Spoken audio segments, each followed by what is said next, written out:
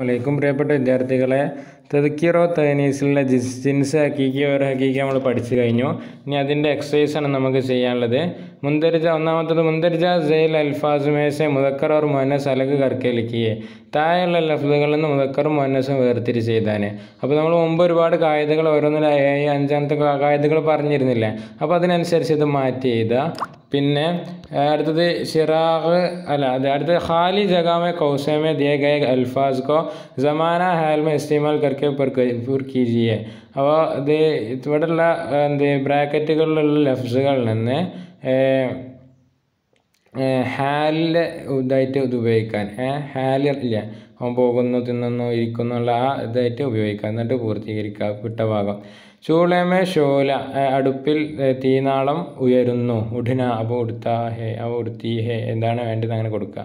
ലടിക്ക മൈദാമേ കേൽത്താ ഹേനോ അല്ലെങ്കിൽ കേൽത്തി ഹേനോ എന്താ ചെയ്യുക. കേരളമേ ബാരിഷ് ബഹുത്ത് ബർസ്ന ഹേ, എന്താണ് ബറസ്താ ഹേനോ ബറസ്തി ഹേനോ ഇതാ. പിന്നെ അതുമാതിരി തന്നെ റംസാൻ മേ ഷാം ദേർ സെ ആത്താ ഹേനോ ആത്തി ഹേനോ. അത് നിങ്ങൾ മുദക്കർ മനസ്സനുസരിച്ച് ചെയ്ത് അതിനപ്പോൾ ഇവിടെ അത് തന്നത്. മുസൽമാനോക്കെ നസ്ദീഖ് ഉറുദു ബഹുത്ത് അഹമ്മിയത്ത് രക്താ ഹേനോ രക്തി ഹേനോ. അപ്പോൾ മുസൽമാന്മാരുടെ അടുത്ത് ഉറുദുവിന് നല്ല പ്രാധാന്യം ഉണ്ട് എന്നാണ് അർത്ഥം കേട്ടോ. മൂന്നാമത്തത് തെറ്റുകൾ തിരുത്തുക. ആജ് മേരെ ഗർമയേക്ക് ബുഡിയ ആയിനോ ആയാനോ, ഇന്നെൻ്റെ വീട്ടിലൊരു വൃദ്ധ വന്നു. പിന്നെ കേരളമേ മലയാളം ബോല ജാത്ത ഹേനോ ബോലി ജാത്തി ഹേനോ. क्या ये जुल्मो सितम का इंतहा नहीं है ना, जुल्मो सितम की इंतहा नहीं है ना വേണ്ടത്.